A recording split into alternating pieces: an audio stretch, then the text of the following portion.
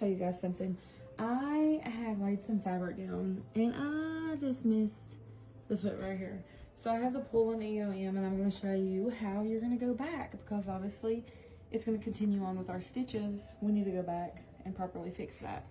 So you're going to hit color, and right here is all your color sequences, and you can go up and back. We're going to go back 2. That's going to send that upwards. Now we're going to lay our fabric down how we need to. So just like this right here. And we're going to push back. And we're going to push start. Now it's going to move up. And we're going to stitch it right.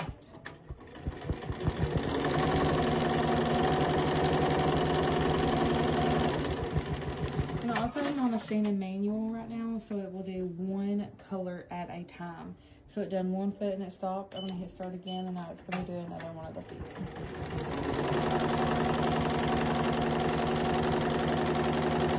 Just like so.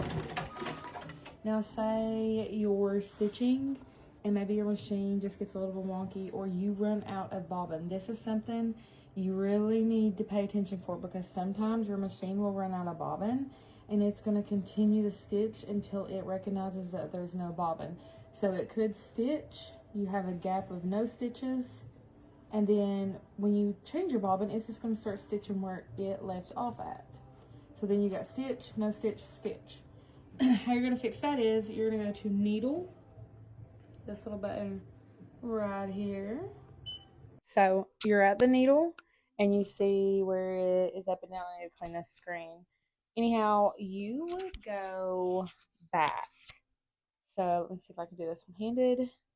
You're gonna go backwards, and look, it's going to go back with your stitches. And then when you hit start, it's going to start where you just left off, went back to.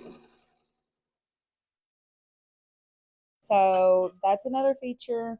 Also another feature on the Poolin EOM, this little button right here that says appliqué, it's going to pull out for you to be able to cut your fabric without having to take this off of the machine. So these are the only scissors that I can use. I have bought numerous pairs of appliqué scissors, and I just can't use them.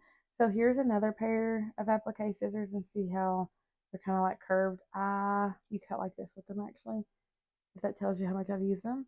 I can't use these. I buy these Fiskars, I think is what they're called, at Hobby Lobby. They do dull pretty quickly.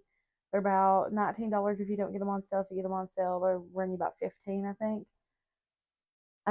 These are the only ones that I can cut with. I've used these since starting embroidery, and they're my go-to.